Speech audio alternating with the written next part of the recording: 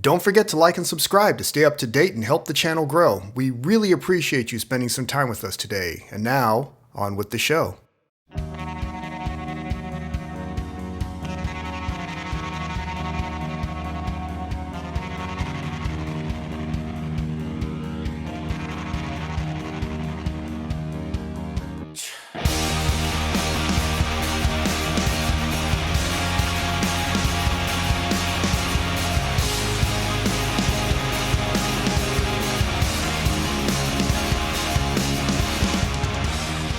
You are listening to the Narrated, Not the Popular Opinion with the one and only Gray.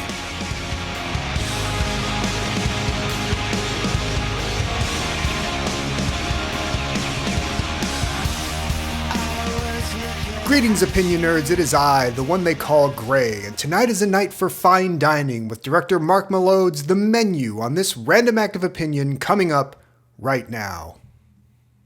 Too many cooks really can spoil the broth, opinion nerds. On the surface, an artistic interaction seems fairly simple. There's the artist and there's the audience. The artist creates, the audience observes, and in that interaction, everyone gets what they want. The artist gets to express themselves and apply their skill and talent, and the audience gets to experience the output and the feelings they get from it. On the surface, it should be simple, but it isn't always so. Depending on the art, there is an entire industry that has to churn and bubble to get the art to the audience. Artists have to be concerned with not only being able to continue to pursue their art, but with having a life outside of it that's worth living. All the while, the audience is filled with critics, from the most lauded professionals to the most ridiculous idiot who jumps on Instagram to complain about the Alfredo sauce at their local Olive Garden. Egos and money, fame and notoriety, everyone trying to get some measure of power over someone in some way. Everyone seems miserable, no one seems to enjoy anything anymore, and eventually we have to ask what the goddamn point of it all is. Why do we keep doing a thing if doing it doesn't ever seem to make us happy? In The Menu, a group of diners gather at the ultra-expensive, ultra-exclusive island restaurant Hawthorne, run by the brilliant chef Julian Slowick. Hawthorne doesn't just make food, it creates experiences. Chef Slowick's menu is painstakingly chosen, from the dishes he chooses to where the ingredients are sourced, and on this special night, even the diners.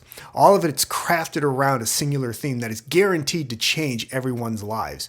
Directed by Mark Mylods from a screenplay by Seth Reese and Will Tracy, the film stars Ralph Fiennes, Anya Taylor-Joy, Nicholas Hoult, John Leguizamo, Janie McTeer, Paul Adelstein, and Hong Chow. Now, I don't want to spoil the secret of the sauce, but be warned, there may be spoilers in the soup. The world of high-end haute cuisine is a weird place. Most restaurants, you walk in, sit down, order the food, eat, pay, and leave. The further up the ladder of expense you go, the more extraneous and bizarre the transaction becomes. Top-level chefs, the one that run their own places, aren't just cooks. They don't just make food, they create. Will Tracy dined at one of these schmancy joints on a private island in Norway, and upon realizing that every diner was essentially a prisoner until the end of the meal, thought to himself, well, this is weird. But while one could make the obvious connection between a secluded island, a crazy chef, and a group of diners that need to be taught a lesson and say, this is the perfect setup for a horror film, Tracy and Rice chose to write a satirical black comedy commenting on elements of the transactional nature of the creative life and the toll that pursuing excellence at the highest levels of your craft exacts. But also, yeah, the other thing a little too. Director Mylods' interpretation of Rice and Tracy's screenplay balances on a knife's edge of dark satire and suspense, unsurprisingly building its tension course by course over its 117-minute run. The film pulls together a mostly unlikable group of characters, from pretentious Thesaurus Rex food critics to the ultra-rich who partake in expensive things simply because they can afford to nouveau riche show-offs and photo-snapping wannabes. The unexpected pea in the pudding is a last-minute substitution to Chef Slowick's menu in the form of Anya Taylor-Joy's Margot from North Dakota. The trick is that none of these guests are evil or even necessarily bad people. Some of them are just kind of sad and annoying. But they all represent something to Chef, having either directly or representatively played a part in the circumstances that led to his decision on this fateful eve. The cast do uniformly good work, though none of the characters is particularly deep, nor is there much time dedicated to really getting to know them. They work mostly in impressions of a type that fills a specific role in Chef's overall menu theme. The only cast member who feels slightly out of place is Taylor-Joy, whose look is a bit too strangely exotic for a character who's supposed to have a more down-to-earth girl-next-door vibe. The production had originally booked Emma Stone for the role, which gives you an idea of what the original intent may have been. Taylor-Joy does very good work, to be sure. The actress has yet to disappoint in that, but her big eyes and ridiculously sculpted cheekbones, almost alien-looking, scream more hoity-toity European chic than Midwestern shit-kicker. She looks like she should be much more at home in a place like Hawthorne than her character is supposed to. It's a thing that probably wouldn't bother 90% of moviegoers, and, as said, she's still very good in the role, but each ingredient in a dish affects the overall experience, and this one is just a bit distracting. Similarly, while Fiennes has an imposing presence and brings an appropriate amount of intensity to the role of Chef Slowik, he does lack the insane charisma that often accompanies these kinds of personalities. It makes dealing with the character slightly difficult because you are, on at least some level, meant to sympathize with him. In the absence of that, the movie tends to slide more into the realm of an intellectual exercise as you think about Chef's situation more than feel it. It's not impossible, but it takes a greater leap of empathy to get there than some might enjoy. Surprisingly, it's Hong Chow as Elsa, Slowik's trusted right hand, that manages to hit a standout note in the cast's mostly balanced flavor profile. She brings a dry neutrality to the role that would feel just as home in a Bond film. It's a character you wouldn't be half surprised to watch tear a person's heart out with its bare hands just before checking to make sure your table had enough pads of butter and napkins. Like any great dish, you can appreciate the film for its individual components, but it's the experience of the whole that matters, and the menu is a well-balanced presentation. Taking place almost entirely in a single location, the Hawthorne set is a beautiful space. Director Mylod and cinematographer Peter Deming, both TV veterans, do admirable and attractive work, but are among the number of storytellers crossing the big line that have yet to learn that framing an image in 239 does not make it cinematic on its own. Beyond that, Mylod and editor Christopher Tellison keep the film appropriately paced and interesting given it's a mostly single-room drama. The film could have easily tilted more towards farce if pushed just a little, so Mylod's direction finding that thin twine in walking it is something to be praised. The trailer understands plays up the more visceral aspects of the film, which may give it the appearance of being more of a slasher flick than it is, so buyer beware. Movies aren't the kind of thing you can just send back to the kitchen if it isn't made to your liking.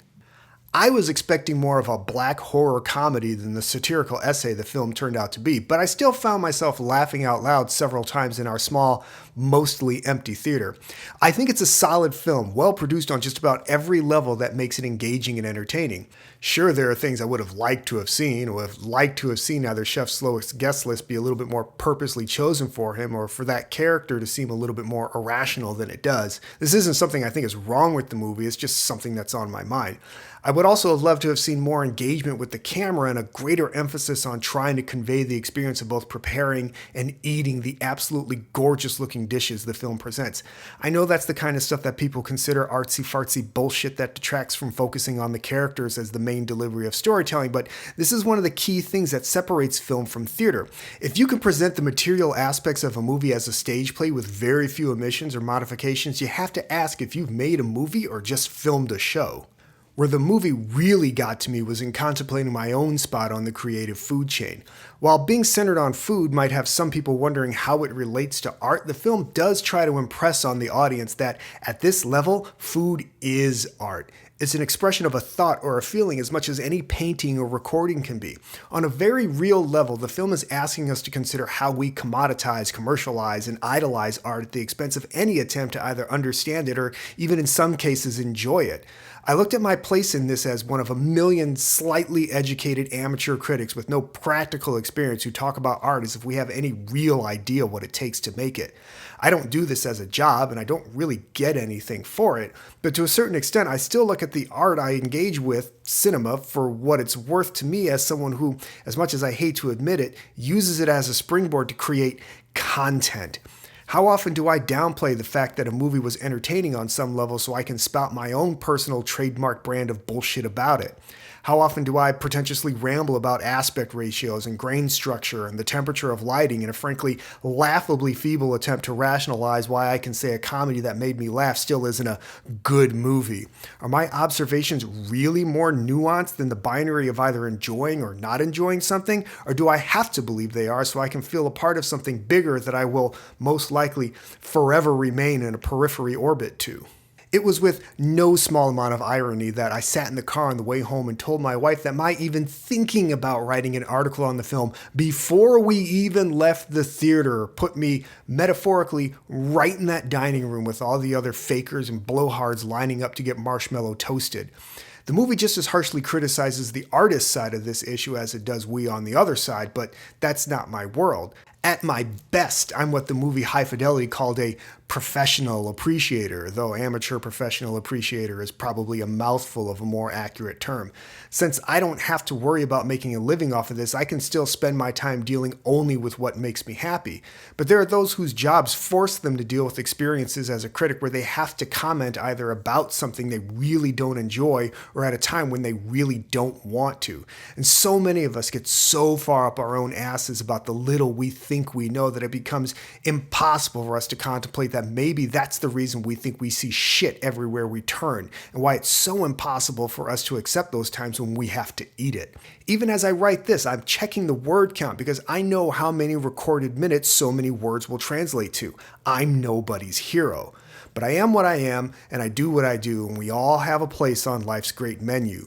Luckily, I feel I can take some level of solace because I did genuinely enjoy my experience with the film, and I have to believe being able to say that has to mean something. It's fair to suggest that The Menu might not be the film that everyone is looking for, as it leans more into the ideas it presents than it does the experience it might have created.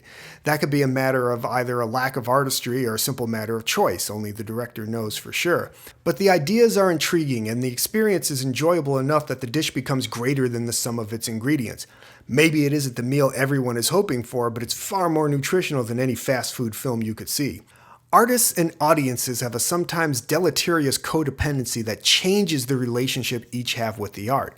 You may not agree that all of Hawthorne's guests got their just desserts, but that you can understand Chef's meal plan is a testament to the storytelling the production's cooked up. The menu may look simple on the surface, but it can be more fulfilling than just a transaction between the artist and the audience. Even someone like me, a hanger-on grasping at the wisps on the fringe of creation, can find parity with the artist.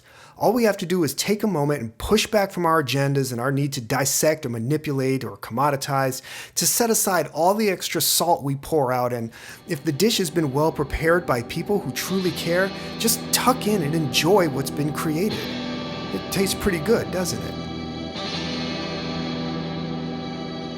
This has been the Narrated, Not the Popular Opinion. As always, I have been Gray, and if you like what you heard, you can leave a tip at our Ko-Fi page at ko-fi.com/notthepopularopinion. You can follow us on Twitter at @only_Gray, and don't forget our main page at notthepopularopinion.wordpress.com, where you'll find more great articles just like this. Thanks again for listening, and remember, if you're as good to others as you are to yourself, we might just make it through this mess. See ya.